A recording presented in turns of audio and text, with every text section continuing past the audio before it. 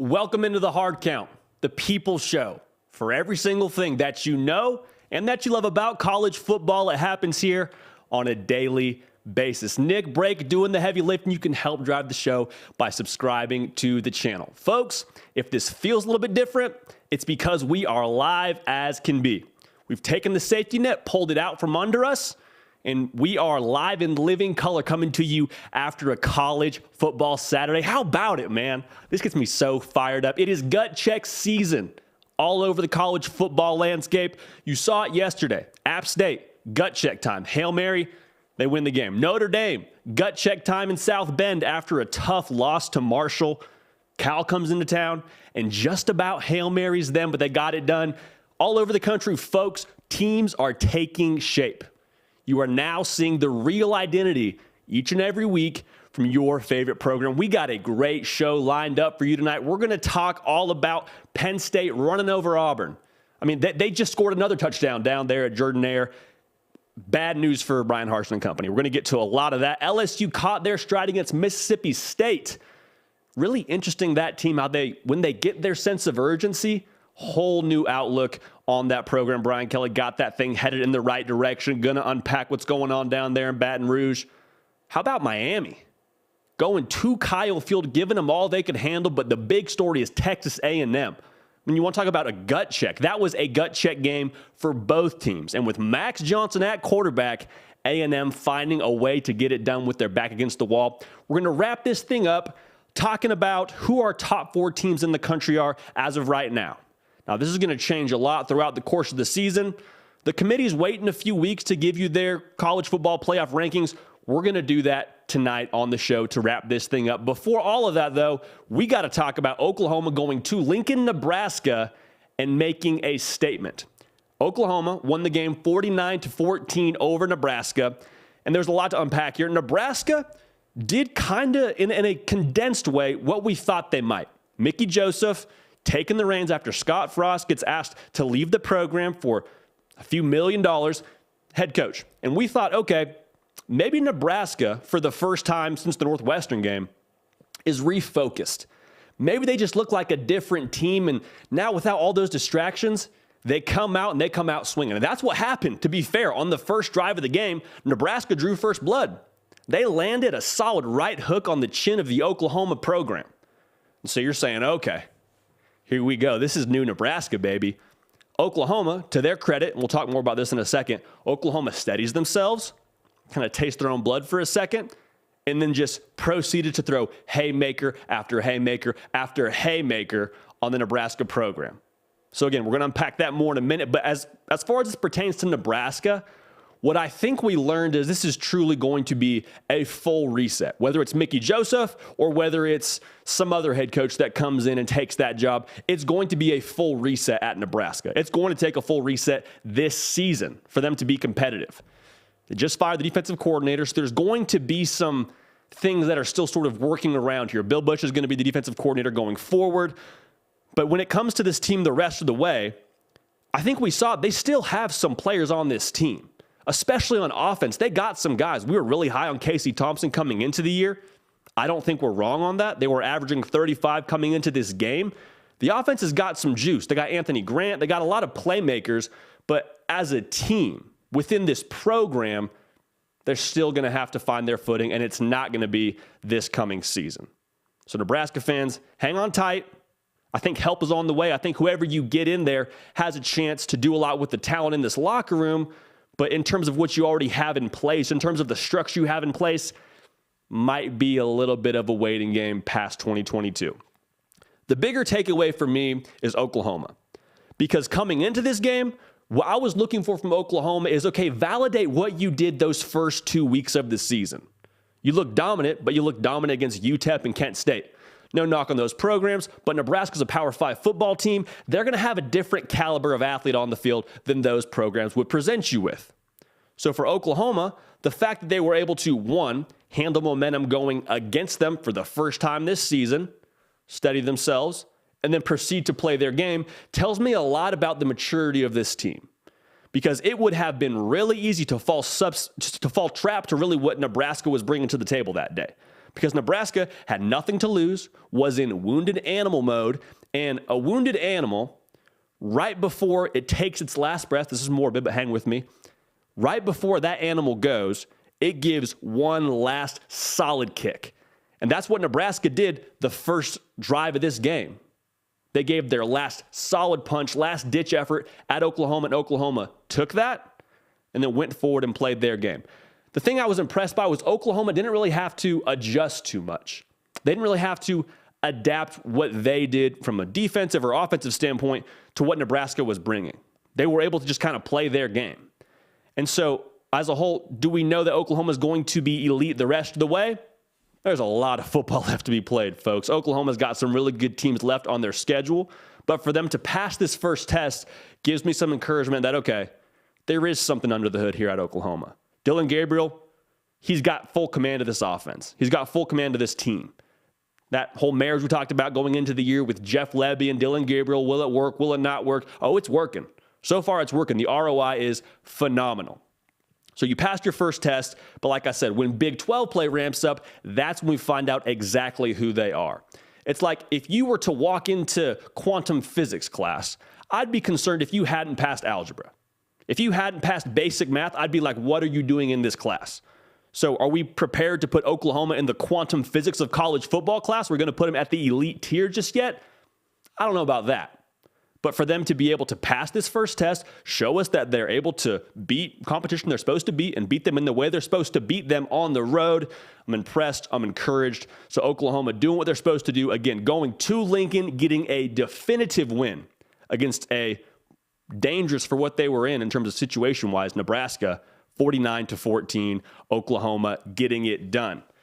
We're going to keep an eye on the Sooners. We're going to come back to them talking about our postseason expectations, or to dial it back, our top 4 teams in the country. A little bit of a spoiler for you there, but we like Oklahoma a lot. I think they put some really good things on tape yesterday. Now, a team that did not put some good things on tape yesterday was Auburn. Penn State went into Jordan-Hare, won the game 41-12. And the fashion in which they did it is, I think, what is most telling about both these programs. Potentially more about Auburn. We'll start with them. The sloppiness that we saw from weeks before, where Auburn looked sloppy against San Jose State, and you say, okay, week 2, they're still kind of getting it together. Those sloppy characteristics continued in this game. They continued in the difference between Penn State and San Jose State, no knock on the Spartans, Penn State's going to make you pay. And they had 4 turnovers. They didn't look clean in terms of an operation, getting to the line, getting the play started. They struggled at square one, which is concerning because they got guys in this program.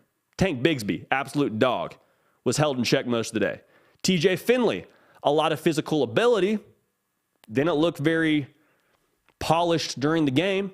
And there's a lot of these things that happen for Auburn to where you continue to look at this and you say, okay, you look sloppy in the game, but I promise you, before it happened in the game, it happened behind closed doors at Auburn. Meaning this coaching staff, I don't know what needs to happen, but there needs to be something in where they're putting their foot down and saying, listen, this cannot be the way we present ourselves as a program. Because there were so many things that you could link to discipline or way of doing things, whatever it is. The way that Auburn went about this game on Saturday points a lot to their coaching staff. And when you look at the coaching staff, it's hard to look anywhere else besides the head coach, the man who's in charge of running the program. So for Brian Harsin, the seat is getting just ever so slightly a little bit more toasty week in and week out because the schedule doesn't get easy for Auburn. I mean, you still have to play Georgia.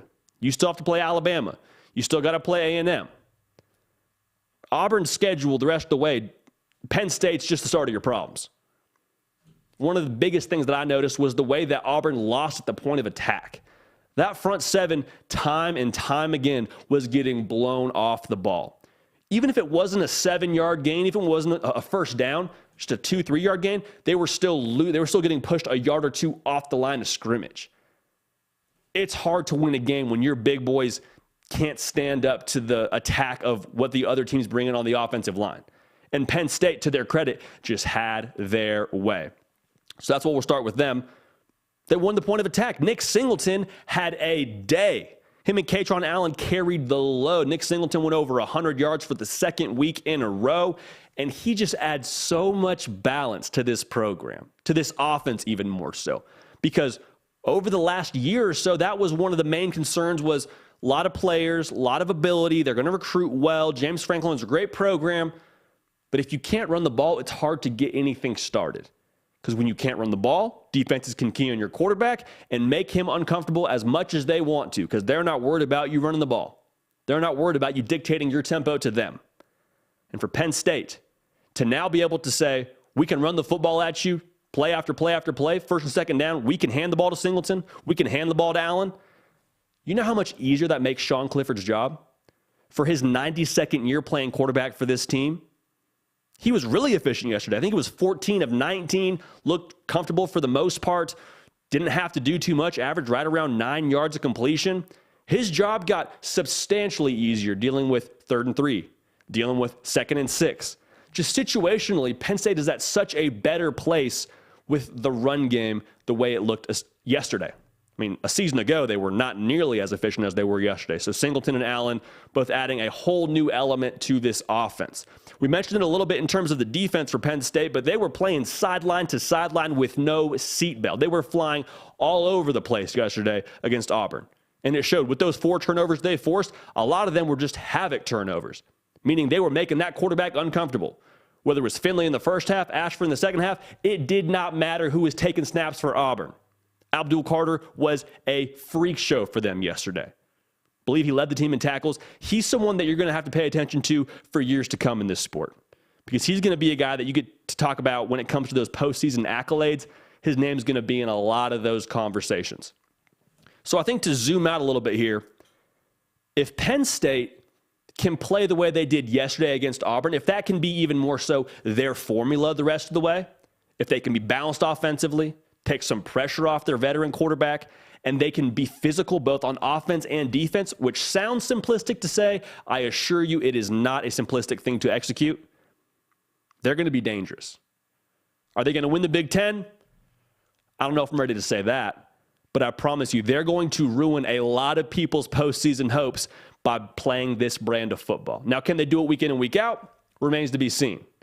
But I like the experience, I like the maturity, and I love the ingredient of being able to run the football at Penn State. Because they went into an SEC environment yesterday. It wasn't like that game was in Happy Valley. They went into a ruckus, hostile environment in Jordan-Hare and took care of business and dictated their tempo to Auburn. Well over 200 yards on the ground. If that can be their formula, Penn State's going to be a force to be reckoned with the rest of the season. Again, Penn State getting it done on the road at Auburn in convincing fashion, 41-12. Moving on to another cat, we got LSU playing a home game against Mississippi State. They won this game convincingly 31-16. But the interesting thing about LSU is it takes a while for them to sort of get ramped up, at least offensively. Because this is the second game we had seen against, we'll call it formidable competition, no knock against the Southern Jaguars. LSU was down 13-0 to start this game. Like, it took them a second to wake up. And the defense played great for the majority of the game, but it wasn't until they got down 13-0 till the offense kind of got rolling. And so we'll touch on more on that in a second. But the offense gets rolling. Jaden Daniels really led the charge. And that's encouraging for me to see when assessing this LSU program, because you could tell the entire team, not just the offense, the entire team fed off of Jaden Daniels. He didn't light up the stat sheet, was solid through the air, ran for around 90 yards, so really his legs did the majority of the work. But the touchdown that he ran in, and he gets up, I think there was a late hit in the end zone, team's fired up, he's got that blood running down the side of his eye. That just told me so much about Jaden Daniels and the way this team responds to him. Because that was sort of the turning point in the game. Once they punched that one in, it was all LSU the rest of the way. And like I said, the defense held it down, but when the offense started to get that sense of urgency, when it was like, okay, it's time to play now, that's when LSU is going to be a problem for you.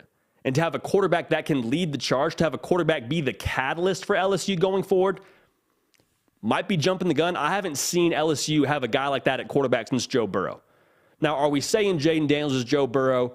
Of course not. Joe Burrow's a generational talent. But to have somebody that you feed off of at quarterback, to be the guy that puts the foot on the gas and forces the issue for your program, can flip the on switch for your program, that's a big deal. That's an enormous luxury for Brian Kelly and company to have. Now, the defense, to talk about it again, they had 4 sacks, 8 tackles for a loss. They were flying all over the place. And that was critical because Mississippi State, with as potent as they are offensively, if LSU hadn't made them as uncomfortable as they did in the early going, winning the line of scrimmage, wearing on them kind of late into the third and fourth quarter, game could have gotten out of hand because they had to wait on the offense. The offense took a second, like I said, to get going. So for the defense to start the game hot, play the way they did, if they can have that sort of approach the rest of the way with Matt House calling the defense, LSU is going to be able to, similar to Penn State, I don't know if they're probably not winning the SEC with all the things that they're still developing there, but they're going to make it a game for whoever they have across from them with that formula. So let's zoom out a little bit here. Talking about LSU. It can't be a thing where you have to rely on the external circumstances to get you going. The Alabamas, the Georgias, the Ohio States, they don't need another logo across from them. They don't need to see something different on the scoreboard for them to say, okay, it's time to play now. And this is going to be a thing that happens with time, but that's one thing that we've routinely seen now from LSU. Routine in the sense we've seen it twice in 3 games, so you be the judge of that. But it happened against Florida State, where it took the last drive to have a chance to force overtime, obviously get that extra point blocked, go down 13-0 against Mississippi State, and then you start playing hard. That can't be the case for LSU going forward. They got it under the hood. They got a lot of guys. It's no secret. Nobody's doubting that they don't have the guys at LSU. I mean, Keyshawn Butte, we haven't even talked about him that much this year. Probably one of the best receivers in the country from an ability standpoint. It can't take the external to get this program's engine revved up. It has to be from the jump. And ultimately, that's why Brian Kelly's here. Brian Kelly's here to fix the approach at LSU. He's here to fix what's going on behind closed doors at LSU. He's here to get this thing headed the right direction.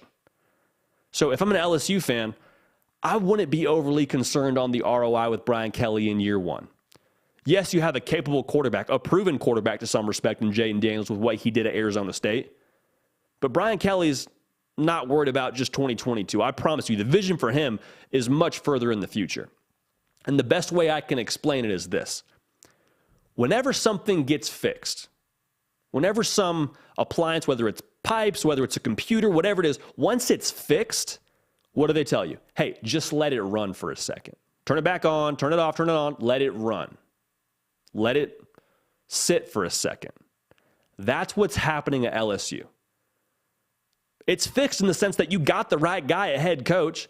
You have a guy that's a proven winner, has won at every spot he's been at. It's fixed from the top down, but now it's got to get running. Now you have to sort of get all the bad stuff out, get his culture, get his people in there, get all his recruiting classes in there, and let it sort of run a little bit longer. Then LSU will be back to where I think most folks expect them to be, competing on a national level. But as a whole, to be able to win games like this in year 1, to win it in the fashion they did, to be able to kick it up offensively and have that juice, you got to be excited if you're an LSU fan. Is this the year if you're an LSU fan? Probably not. Is there reason to be excited about the future for Brian Kelly? Based on this game, absolutely. Again, LSU wins this game at home, 31-16 over Mississippi State. That was the thing, too. Everyone's talking about Brian Kelly being a fit because he did the whole Southern accent thing, and whether he meant to or not with the whole my family. I mean, you know what's a fit is winning. If you can win wherever you're at, I promise the culture sort of becomes more gravitating towards you, all right? So Brian Kelly's a winner. He's going to win at LSU. It's going to be the way to go about things. I'm not worried in the slightest about that program. So the title of this episode is Gut Check Season. And we told you in our preview on Wednesday, Texas and Miami is the epitome of gut check time for both programs.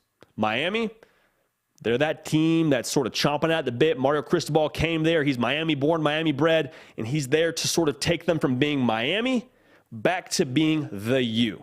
And so in order to be elite, in order to reach that next tier of the college football landscape, got to go on the road and beat ranked teams. So this was their opportunity. For Texas A&M, the gut check was, hey, App State just came to your crib. You paid them $1.5 million, and they handed you an L. How do you respond, Jimbo Fisher? How do you respond, entire star-studded roster? It was gut check time in College Station. And to Jimbo Fisher's credit, made a switch at quarterback. Said, Haynes King, we love you. Max Johnson's going to get the start this week. And the offense scored 17 points. Texas A&M won the game 17-9. The offense wasn't outstanding by any stretch of the imagination. But just from an eye test, just from watching Haynes King run the offense and watching Max Johnson run the offense, it is a much more calculated, it is a much more competent, I would venture to say even a more confident operation for A&M on the offensive side of the ball. I mean, Max Johnson didn't light up the stat sheet. He was something like 10 for 20, 140 yards and 1 touchdown, no picks. Folks, that last stat is very crucial. No picks. They weren't giving the football game away. I mean, they were doing what they were supposed to do offensively and not giving the game away on that side of the ball because they got dudes on defense. I mean, A&M only allowed 9 points bent and didn't break. But we'll get to Miami here for a minute. I was really impressed by what they did on the defensive side of the ball. I mean, we just talked about A&M's offense a whole lot, but Miami forced the issue. I mean, pressured all day long. That front four was hellacious for the entire night. I mean, going into a tough place to play in Kyle Field, I was really impressed by the push they got up front. And then offensively, if you had told me, hey, A&M's going to score 17 points and Miami's going to run the ball for 175 yards, who you taking? If you had told me that on Friday of this week, I would have emptied out my bank account and put all of my life savings on Miami money line. Now, thank goodness that didn't happen because I'd be a broke boy, even broker than I am right now. Miami was so good offensively, but they couldn't finish. It felt a lot like if you're playing basketball and you're trying to establish position in the paint.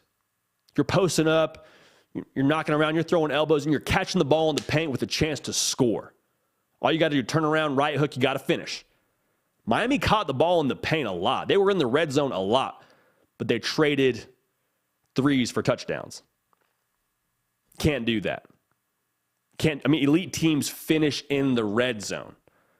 So for Miami, they're going to take a look at themselves in the mirror this week and reassess a lot, but I think the theme that we thought about Miami going into this year is kind of held true. They need a true playmaker on that side of the football. They need to have a true alpha at wide receiver. And I know Xavier Restrepo is out. Sounds like he's going to be out for the foreseeable future. I think 6 weeks is what Mario Cristobal said, but they got to have somebody else step up because on that final drive, Tyler Van Dyke delivers a great throw on that out route right through his receiver's hands. They couldn't challenge deep all night, and that's why I think ultimately you saw them have the result they did offensively. 9 points is not going to be good enough. But in terms of line of scrimmage, got a great push on both sides, was really impressed with that. For A&M, to talk about the bigger picture for them going forward, still have real issues. You still have real issues. You can't expect to score 17 points a game going forward. As good as this defense is, to get to where they want to go long-term, to play for national titles, to play for the SEC, to play in New Year's Six Bowls, all of that, you got to have something else figured out offensively. Now, will they take steps forward with Max Johnson? I would imagine so. Do they have playmakers all over the field? Devon Achane? Again, I think with the right circumstances, with the right game plan, he has the opportunity to be one of the best backs in the country. You saw that flash last night. Ainias Smith, a playmaker to say the least. Evan Stewart didn't play last night. When they get him back, he's a baller. They got so many guys within this offense. So to not be able to put up more points, you got to start looking around this program. Got to have to reassess. But the offensive line, Max Johnson was not comfortable all night long. We'll just say that. He was consistently under duress. And so for A&M to get where they want to go, you got to shore up the trenches. Otherwise, it doesn't matter who you got playing quarterback. So again, A&M, in gut check fashion, back against the wall kind of game, find a way to get it done after a huge loss the week before, win the game over Miami, 17-9. Aggies get it done at Kyle Field. And I was impressed by A&M being able to answer the call to action because that was one of the concerns that we had for them going into this game. Hey, backs against the wall. Are they going to start pointing fingers? Remember all the talk that we had in the offseason, all of the buzz around Nick Saban saying that they had bought their players with NIL money. We're not here to talk about that. We're just saying if that were to be the case, a locker room held together by NIL, you would think, just from the outside looking in, wouldn't have a ton of glue to it. So credit to A&M being able to answer the call to action and winning the game in that fashion. Really impressed by them, impressed by Jimbo Fisher. So we're going to wrap this thing up talking about our top 4 teams. If the college football playoff started today, which again, it doesn't, who's in? Who's our top 4? And before we even get into this, I just want to make sure I preface with this. A lot of these teams are going to play each other. Like we would imagine Georgia and Alabama are going to play each other in the SEC title game. That's not a super far stretch of the imagination. So if they're in our top 4 right now, if they're both in our top 4 right now, just take a deep breath. It's going to be okay. This thing is going to sort itself out. We have never once sat there on Selection Sunday and said, oh my gosh, they got the wrong 4 in. Even more so, after they play the national title game, we've never once said, wow, they dropped the ball on who they put in that national championship, who got in that Final 4. It's not the case. All right, without further ado, here's our top 4 teams. Starting at number 1, it's Georgia. Like, let's just call a spade a spade. It's the Georgia Bulldogs. They are the most dominant team in the country to this point. I think a lot of us have a hard time forgetting what they did to that Oregon program in week 1 of the college football season in Atlanta. They took care of South Carolina yesterday. We need to start being ready to have this Brock Bowers for Heisman conversation. I understand Stetson Bennett for Heisman is going to get a lot of buzz too. Brock Bowers is a created player. And I don't think there is anybody in the country that is going to be able to match up with him one-on-one. Folks, they called a reverse on the goal line to their tight end. Usually you call a reverse to your fast guys. You call the reverse to your slot receivers, to your running backs, to your slashers. They called a reverse to their tight end. If that doesn't tell you how freaky a guy like Brock Bowers is, I don't know what does. Stetson Bennett looks in total command of this offense. Defense doesn't look like they've taken any step back by any stretch of the imagination. I think they're going to get tested by someone else down the line. Hard to say who it is just yet. But when Georgia's on their off day, when they don't bring their A game to the stadium, can they win ugly? We've seen a couple of these programs within this top 4 win ugly already. I'm curious to see if Georgia ever has to win ugly, because it's my belief that championship teams always do. So that remains to be seen. But Georgia is our top team after week 3 in the college football season. Looking at number 2, the Ohio State Buckeyes, a team that have won ugly so far. They beat a Notre Dame team that was ranked pretty high at the time. I'm not knocking them for that win right now. Say whatever you want about Notre Dame. I know they lost to Marshall. I know they barely got out of the game against Cal with a win. I don't care. Notre Dame brought their A game to Columbus, and Ohio State was able to find a way to win without their fastball. No Jackson Smith and Jigba, still found a way to win. In terms of what they did in week 3, they scored 77 against Toledo. That is illegal in most states, what they did to that program. CJ Stroud is continuing to progress as the guy. There's nothing super concerning about Ohio State just yet. And again, they haven't played a ton of elite competition just yet, but the way that they beat Notre Dame, I just can't get that out of my mind. It's a really quality win, more than a lot of these programs can say at this point in the year. Ohio State, number 2 for us at this point in the season. Now at number 3, we got the Alabama Crimson Tide. They took care of business against Louisiana Monroe. The reason they're at number 3 and not number 2 for us, we saw some chinks in the armor against Texas. Now, Texas may be a great football team. Remains to be seen what they do the rest of the way. But Alabama was favored by 20 points in that game. And if Bryce Young's not on the sideline for the Crimson Tide, we may be talking about Alabama having one loss right now. So, with that being said, they have some things in the secondary that I'm still not 100% sold on for when they play that elite competition. I think we'll learn a lot more about them as the season progresses. But it's hard to forget the way that Texas was able to just 50-50 ball them to death. I mean, Xavier Worthy running wide open downfield, drops a touchdown that really could have set the whole place on fire at DKR. Like, there are some things within this program that I think still need to be addressed. Will they address it? Well, they got the greatest coach of all time running their program, as they like to say. So I think they'll probably be just fine. But Alabama, to this point, won every game they played, obviously, won convincingly outside of the Texas game, but they're number 3 for us. Now, this is the game that the team, I think, that will probably get the most pushback on. A lot of you have Michigan probably as your number 4 team in the country. I have Oklahoma. And we'll talk more about Michigan here in just a second as to why I don't have that number 4. But Oklahoma showed me a lot against Nebraska. And that's sort of the fact of the matter. I mean, they did a lot of good things, obviously, the first 2 games of the year, but they showed me, no, who we are those first 2 games in the year, that's who we are against a Power 5 team, too. Like I said, I think Nebraska is a more dangerous team in that game than folks want to give credit for. Oklahoma was able to really just dictate their own tempo. Like we talked about earlier in this show, they were able to play their game. I think Dylan Gabriel is going to be a guy that plays his best football later in the season as he progresses, as this offense progresses. But they ran the ball really effectively. Brent Venables has put his blueprint in place with that defense. I think his approach is already sort of taking shape, and that defense is already starting to catch their tempo under him. So Oklahoma, a team that I'm really excited about in a Big 12 conference that has a lot of transition. We talked about it. 8 of the 10 Big 12 programs have either a new quarterback or a new head coach. Okay?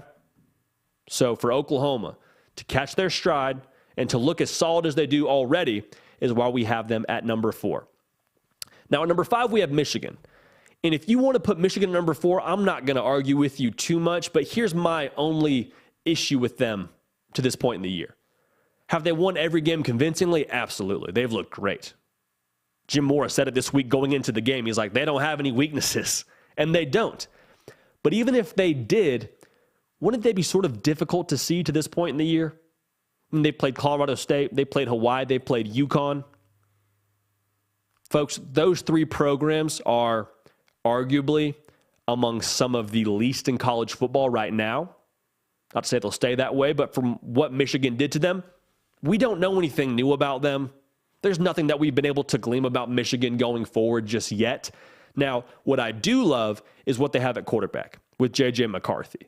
I mean, I think that offense will take new strides, and they're going to need to take new strides to get back to the Big Ten championship and to beat Ohio State and all that. But with J.J. McCarthy at quarterback, there is a whole new possibility on offense.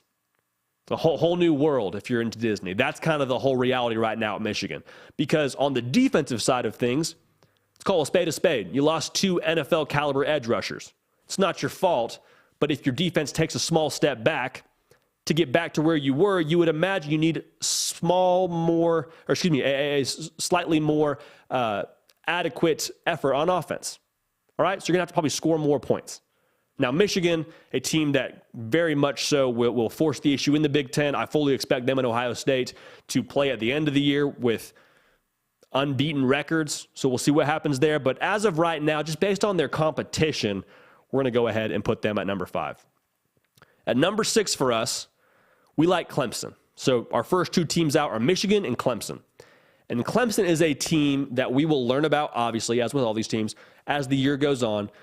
But the biggest question mark is the same as it was going into this year. What do you have at quarterback?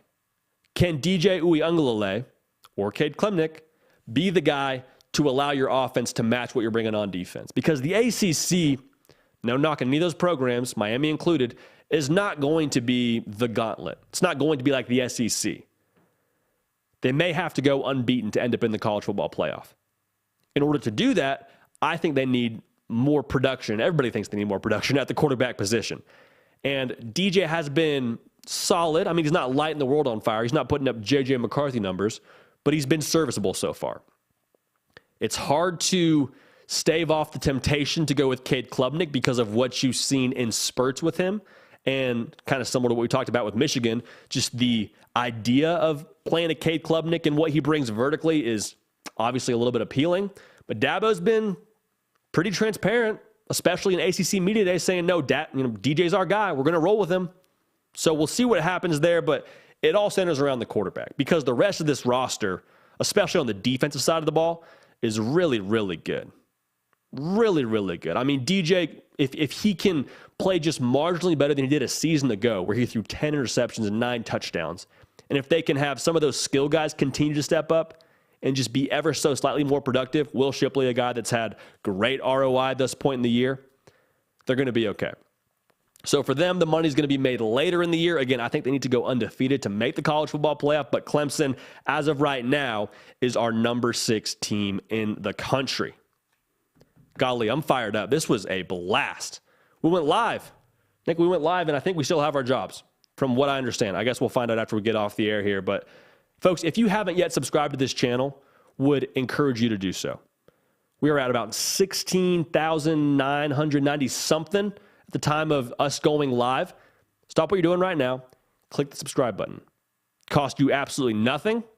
It helps us to do more of what you would like to see on this channel.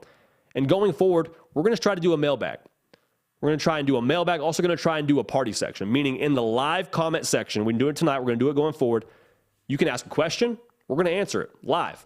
So there's not going to be this whole prep, notes, whatever. I get a chance to really think about what you're saying and give you a super calculated response. It's going to be us having a conversation live on air, talking about what you want to talk about. I would also be remiss if I didn't mention we're in podcast. So whether you like Apple or Spotify, we're there for you. You can listen to the hard count during drive time or whenever you choose to consume it. But again, y'all watching this show, y'all contributing in the live chat, y'all contributing in the comment section, you liking, you subscribing, all of that is what makes this operation go. That's what makes this so fun for us.